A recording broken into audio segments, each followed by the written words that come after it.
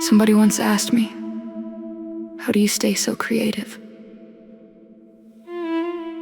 Don't you ever run out? I told her no, and she asked me how. You see, I condensed the night sky, melted it, poured it in a bottle, and I drink it every morning with my breakfast. When I see a painting, I download it into my brain as a JPEG, so when I write, watercolor bleeds out of my pencil to make a whole new work of art. How do I stay so creative? I kidnapped someone named Inspiration, folded her into an origami butterfly, and set her free. She tells me what the first few moments of freedom feel like, and I write it down.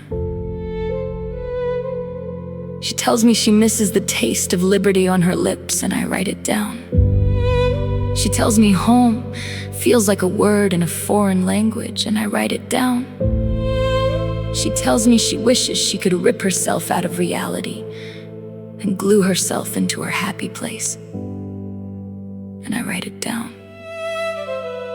When you say a word so many times that it doesn't sound like a word anymore, it's called semantic satiation. So when I write poems over and over again, I call poetic satiation. Sometimes I get so sick of writing. Words twist themselves into an excuse for a talent.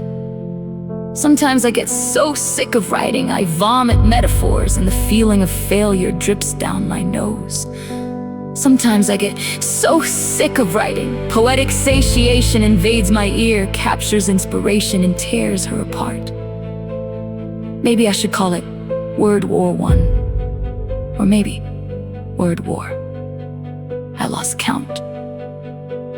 Is there a number that can describe how many times holding a pencil felt like holding a door I couldn't open?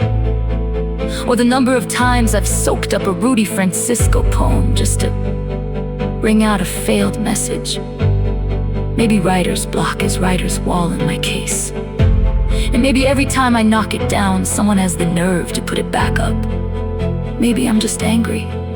Maybe I just want to choke the metaphors out of myself or hold my breath until I bleed out a poem that's finally good enough.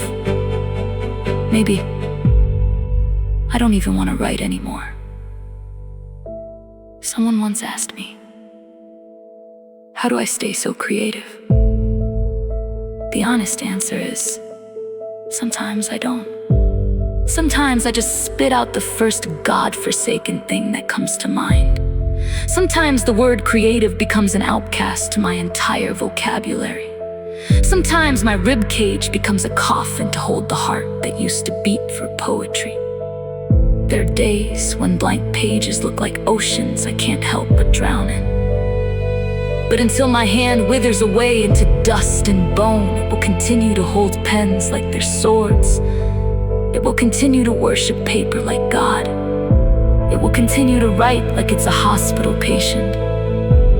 And poetry is the I've. Someone once asked me how I stay so creative.